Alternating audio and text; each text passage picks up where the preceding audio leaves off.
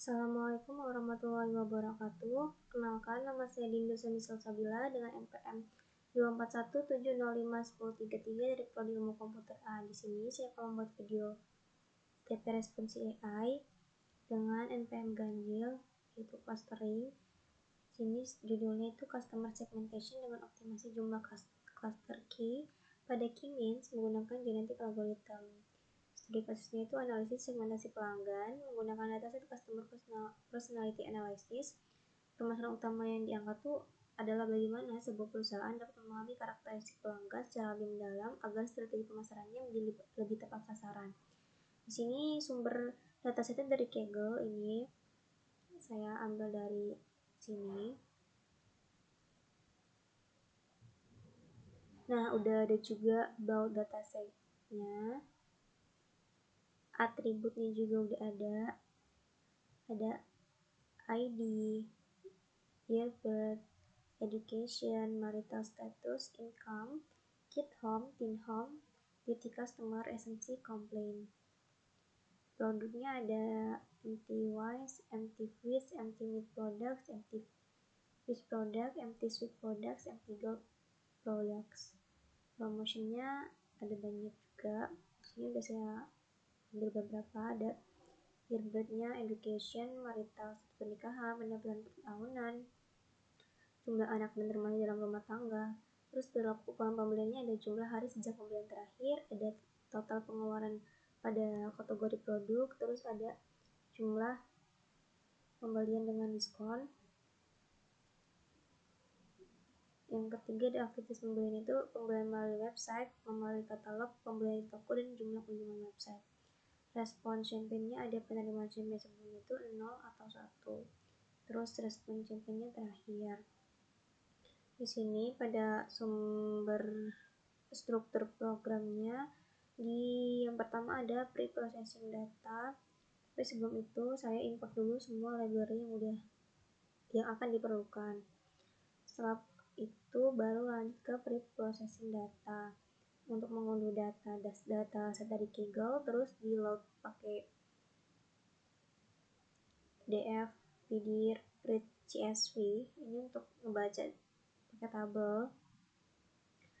Lalu ada df describe itu untuk melihat ringkasan statistik dari data angka-angkanya. Ada print df info juga. Df info ini untuk melihat tipe data tiap kolomnya dan juga jumlah data yang terisi. Sedangkan kalau misalkan df is 0 itu dia dipakai untuk melihat apakah ada data yang kosong atau missing value. Nah, terus setelah itu kita atasi si missing value-nya.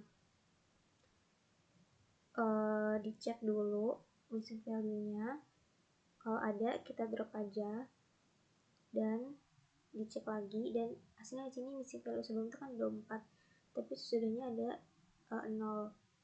Kenapa dilakukan missing value ini? Supaya nanti tidak error saat dijalankan. Lanjut ke menghapus duplikasi data, pakai df drop duplicate juga untuk mencari data yang sama, lalu dihapus. Lanjut ke encoding. Di encoding ini kodenya dipakai untuk mencari kolom yang berisi data teks atau kategori, misalnya jenis pekerjaan atau status. Nanti kolomnya itu bakal diubah dulu jadi angka supaya bisa diproses sama algoritmanya nanti. Nah, habis itu ada normalisasi data pakai scalar atau scaling data. Di sini dipakai untuk menyamakan skala semua datanya supaya tidak ada ketimpangan. Nah, ini udah saya cek lagi pakai df info, udah integer, dan juga income itu float 4, udah angka. Dan di sini ada scalar. Standard scalar ini alat untuk menormalkan datanya, sedangkan kalau Fitch transform ini dia untuk menghitung rata-rata dan juga standar deviasinya. Terus dia ngubah data jadi skala yang baru. Setelah itu masuk ke bagian implementasi genetic algorithm clustering. Ada parameternya di sini ada population size, generation, mutation rate, dan juga end cluster. Nah, di bagian sini tuh population size itu sebagai jumlah individu dalam satu generasi. Nah, generasinya itu ada berapa kali proses evolusinya dilakukan, itu ada 5 kali, dan ada mutasi rate-nya itu peluang terjadinya mutasi itu 0,1 atau 10%. Clusternya jumlah yang dipakai di KIMS ada 4. Terus ada populasi di sini. Jadi setiap individunya terdiri dari 0 dan 1, dan panjangnya itu sesuai sama jumlah fitur di dataset. Ini di contoh individu pertamanya. Bagian fitness selanjutnya, di bagian fitness ini dia bakal ngambil fitur yang dipilih oleh individu. Nah, setelah itu kalau fiturnya yang dipilih cuma 1 atau 0, dia langsung kasih nilai return min 1 ini, karena clusteringnya bakal nggak bisa jalan dengan baik. Terus di K-means sama dengan K-means and cluster sama dengan cluster ini, pada bagian sini datanya sudah dipilih fitur-fitur yang langsung di cluster pakai K-means. Nah, selanjutnya ada fitness values. Fitness values ini dia ada dari individu 0 sampai individu 9 dengan fitness yang berbeda-beda di sini. Terus ada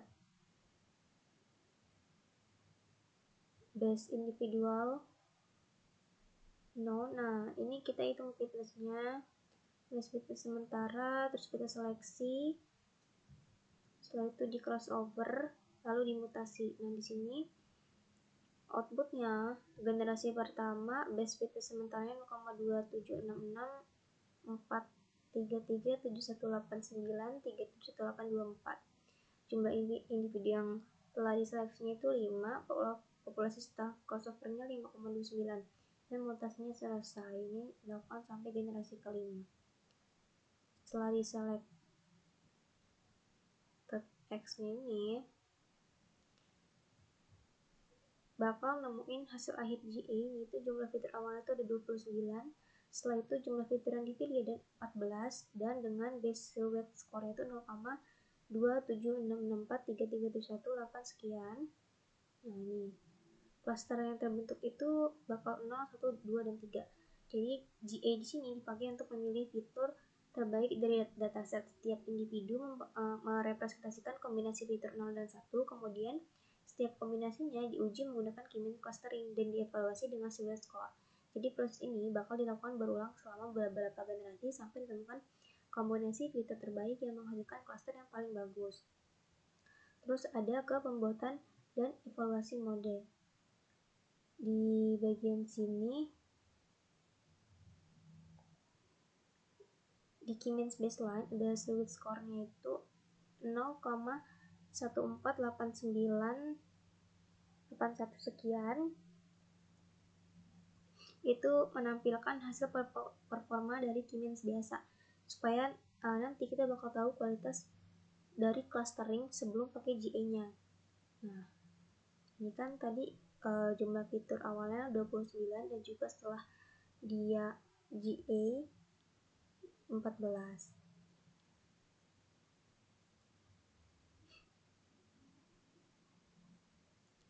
Terus ada K-means plus GA-nya. Di sini dia hasil clustering dari GA plus K-means untuk dievaluasi lagi menggunakan silhouette score. Ini untuk melihat apakah si GA ini benar-benar meningkatkan kualitas clusteringnya atau tidak. Di sini silhouette score-nya 0,276643337 sekian. Berbeda dengan K-means biasa, hasil dari silhouette score-nya. Nah, ini ada perbandingannya. Kalau Kimins biasa 0,148, GA dengan GA plus Kimins ada 0,2766. Nah, pada tahap ini dilakukan perbandingan antara model Kimins tanpa optimasi dan Kimins yang dibantu sama genetic algorithm. Hasil clusteringnya itu dievaluasi pakai dari silhouette score-nya ini. GA-nya itu digunakan untuk memilih fitur terbaik, sehingga diharapkan dapat meningkatkan kualitas cluster. Dari hasil pembandingannya dapat terlihat apakah seleksi fitur menggunakan GA ini memberikan hasil clustering yang lebih baik dibandingkan dari K-means biasa. Lanjut ke bagian visualisasi. Di sini ada best per gen. Best per gen ini untuk nyimpen nilai fitness terbaik di setiap generasinya. Jadi nanti kita bakal bisa lihat perkembangan GA dari awal sampai akhir. Terus ada for gen in range. Ini loop utama yang bakal dijalanin setiap generasi. Dan fitness value-nya tempat sementara untuk nyimpen nilai dan lain-lain. Di sini ada dari generasi 1 sampai generasi 5 dengan best fitnessnya. Ini dia dipakai buat grafik nanti. Nah, setelah itu ada di sini konvergensi genetik algoritmnya menggunakan grafiknya. Setelah dilihat nih, ini kan stabil, jadi memang gak ada perubahan dari si GA-nya ini. Perubahannya nggak terlalu signifikan karena hasil dari konvergensi genetik algoritmnya itu stabil.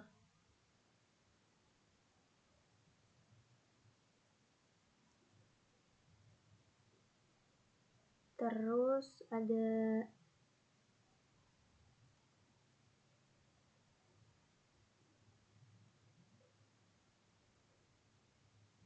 PCA. Ini PCA n_underscore komponen, dia tuh karena data aslinya itu banyak fitur, jadi pakai PCA untuk ngubah datanya jadi 2D supaya bisa divisualisasikan nanti. Terus di sini ada K-means underscore GA. Bagian ini K-means GA fit predict, ini hasil cluster dari data yang udah dipilih sama GA-nya. Terus centroid ini dia ngambil titik pusat clusternya gitu supaya nanti bisa dilihat di visualisasi gambarnya. Ini visualisasi gambar untuk cluster K-means. Nih, tiap warna itu beda cluster. Dia cluster ini K-means biasa ya, tapi kalau misalkan dengan cluster GA plus K-means dia lebih terstruktur gitu, beda sama ini yang ini lebih rapi hasil clustering menggunakan GA-nya. Nah, terus ini untuk visualisasi K-means dengan centroid titik pusatnya, titik merah atau pusat sih clusternya ada di sini, dan juga sini. Setelah itu ada visualisasi hasil GA sama K-means-nya. Centroidnya ada di sebelah sini, dan juga sini. Untuk perbandingannya bisa dilihat dari visualisasi ini. Yang K-means biasa itu dia lebih agak sedikit menumpuk, tapi kalau GA plus K-means dia terstruktur gitu, lebih rapi. Sedangkan kalau kita bisa melihat dari titik pusat clusternya itu di sini, perbedaan antara dengan K-means biasa dan juga GA plus K-means-nya. Sehingga kesimpulan yang saya peroleh itu visualisasi hasil clustering ini menggambarkan bagaimana pelanggan terbagi ke dalam berbagai segmen berdasarkan karakteristik yang serupa. Dibandingkan dengan K-means biasa, GA plus K-means ini lebih menunjukkan bahwa dengan menggunakan GA untuk pemberian fitur membuat segmentasi pelanggannya lebih terstruktur.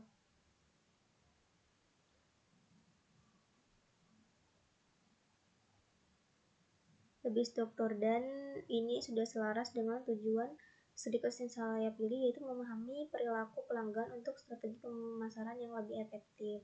Sekian penjelasan UTP responsi AI saya. Mohon maaf bila ada kekurangan juga salah kata. Saya akhiri. Wassalamualaikum warahmatullahi wabarakatuh.